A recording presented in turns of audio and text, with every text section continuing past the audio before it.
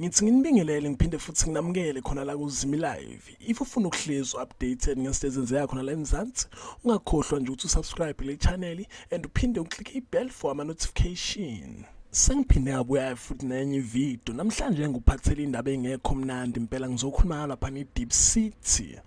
If umthandwa weDiep City, I hope le ndaba ngeke ikuphathe kahle, ngeke zihlale kahle kuwena. So Uzalo iBlack Brain Production ikhampani ephethe yona iDiep City ivezeke indaba zokuthi iDiep City iyaphela kuMzansi Magic.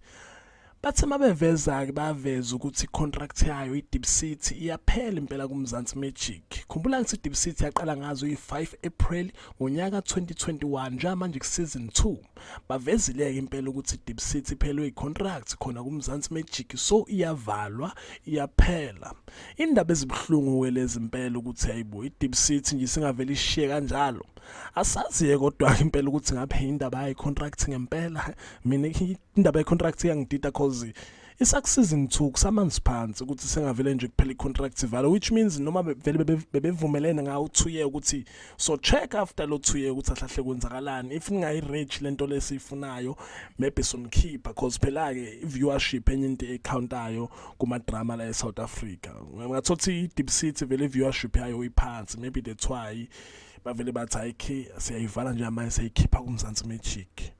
Asaziye kodwa ke phela ukuthi kahlahle yini vele engabayenza ukuthi vele beyikhiphe nje kanjalo, cause even noma kuthiwa beyinike u2 year nalo Uzalo SABC babeyini Uzalo babelini contract ya 2 year nalo. After lapho balibona ukuthi Uzalo liyabuka, after lapho uyaqhubeka Uzalo salibuka, even namanje Uzalo siyalibuka lineminyaka eminingi impela Uzalo udlala ku SABC 1 kodwa still namanje salibuka. But asaziye ke indaba yeDeep City impela ibhlungu. If ubuyithanda iDeep City impela indaba ezibhlungu. Abantu webathi isibaya sibuye kuMzansi Magic bakhala ngesibaya bethi bacela isibaya. Abanye bakhala Don't Thandi yakhe ngade actor khona phana kwiDeep City bathi akabuye kuZalo, bamfuna kuZalo.